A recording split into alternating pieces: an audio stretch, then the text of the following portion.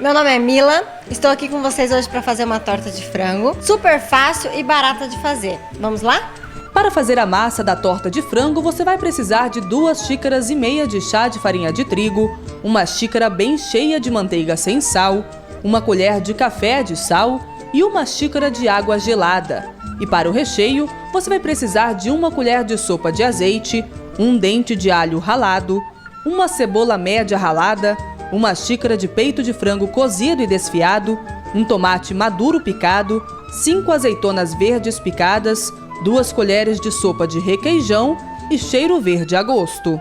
Primeiro nós vamos colocar a farinha de trigo, a manteiga, de preferência um pouco derretida, para que possa mexer mais fácil a massa.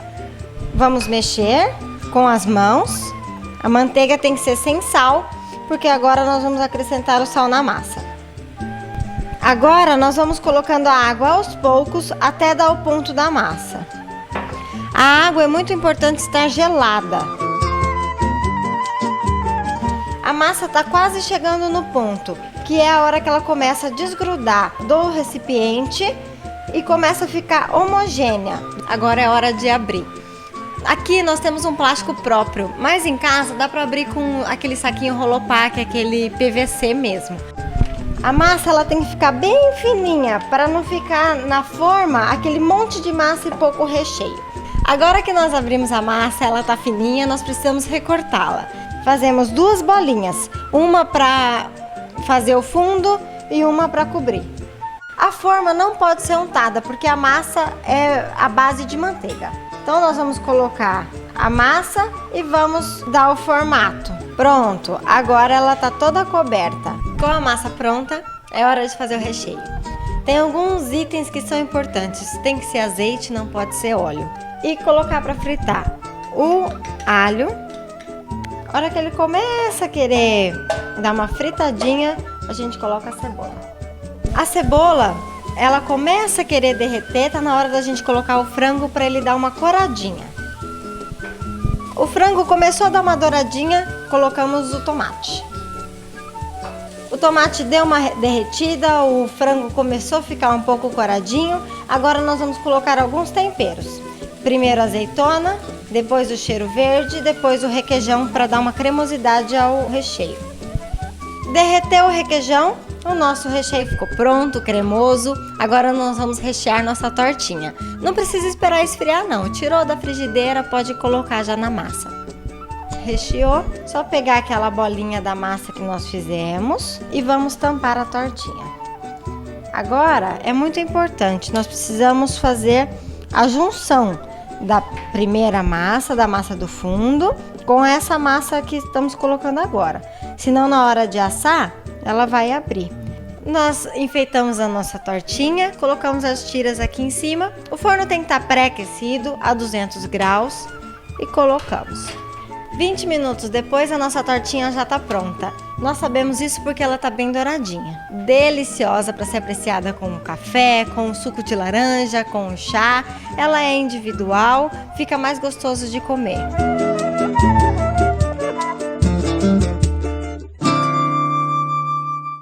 Somos o maior produtor e exportador de café no mundo. Mas na hora de consumir, perdemos para os Estados Unidos. Surge então a pergunta: ao final de um dia estafante de trabalho, logo cedo ou depois do almoço, o cafezinho não pode faltar.